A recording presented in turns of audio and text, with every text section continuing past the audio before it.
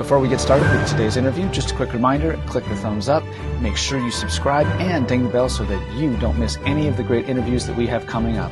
Now, on to today's interview. Welcome back, everybody. Today, my guest is music educator and Piano Safari co-author, Dr. Julie Hague. Welcome, Julie. Thanks for having me.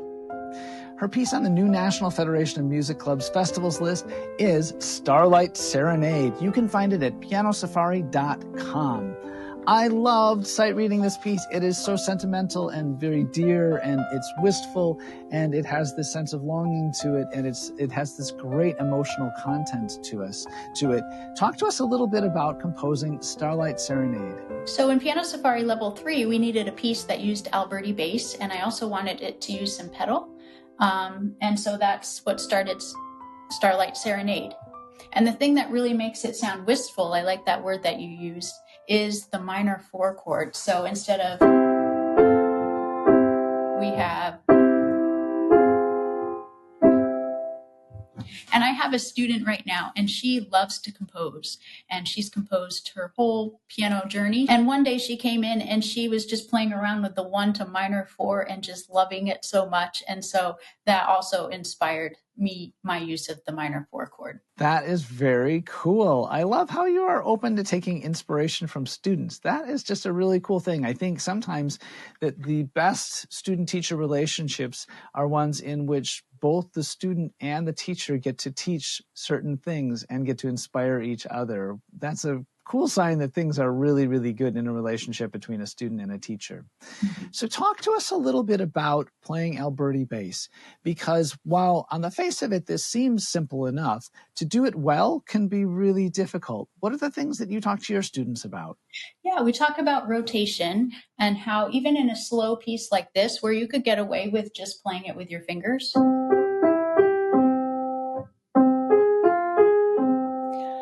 my arm already feels tight.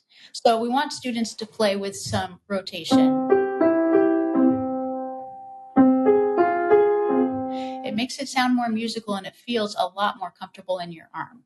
And at first it might be harder to coordinate the hands together when you're using rotation in one hand and then have a different thing in the other hand, but it definitely pays off in the long run rather than having everything stuck, to have some motion and choreography between the hands. So we work a lot on rotation, where you want to keep your pinky up tall, not down flat, and then you just have the right rotation size for your hand. So not too big, but not too small either. Those are great tips. And this piece also has some dotted rhythms and some ties that go on to some of the strong beats. So what are some techniques that we can use to get students to understand some of these rhythms that are a little bit trickier? Yeah. So I start by playing it for them, and they all love the sound of it. So they're very motivated to learn it and master it. And then for those tricky spots, we'll just write in the counts. And then I'll usually count along or play along with them until they really get the counting for the melody. And then to see how they line up, oftentimes I'll write a little line between the right hand and the left so they can see where certain points line up between the hands. But the rhythm that's especially tricky is in like measure 2 and 4 with the dotted quarter eighth note rhythm. And so if they're playing along, I'll go 3 and 4.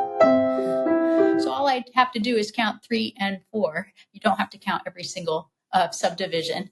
So that really helps. You want to make sure that your student really understands that rhythm at the beginning so that they don't create a bad habit with not holding the dotted quarter note long enough, which is usually the thing. And then for the ties, we can just put a little X over the second tied note to show that you don't play that one again if they need that. Some of them might not need that help there. Excellent advice. Do you have any tips for us to help our students balance out the melody and the accompaniment in this piece?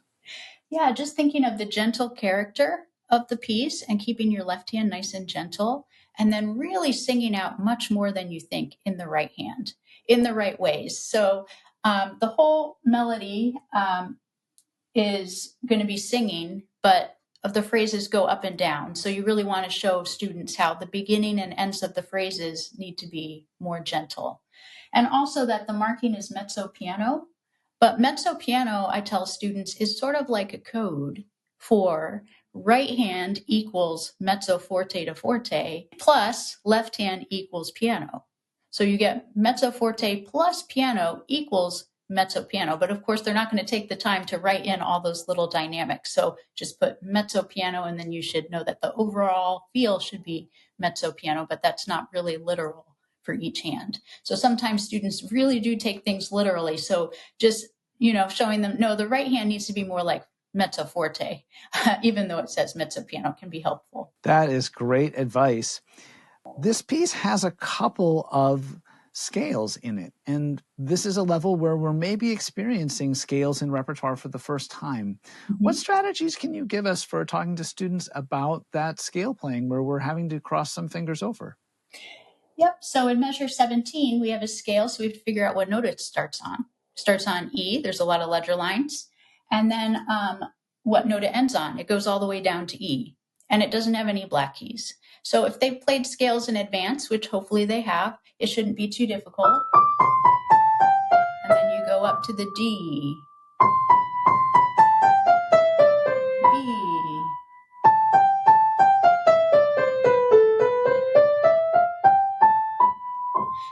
so one helpful thing is that there's no black keys in there. So as long as you know the starting and ending of each scale, then that's all you really need to know. Excellent. Is there anything else you'd like us to know about this piece? In the middle section that we were just talking about, the scalar section, I went back and forth on how the Alberti bass in the left hand should be. Should it be as written?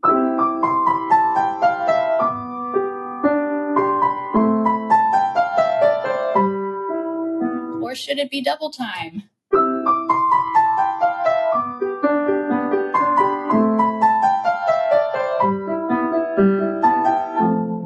I could not decide.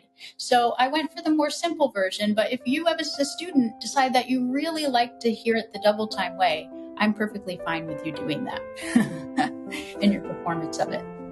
Excellent. Well, that is really good advice.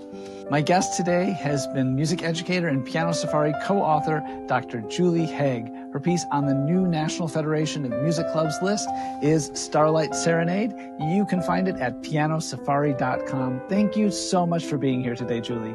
Thank you.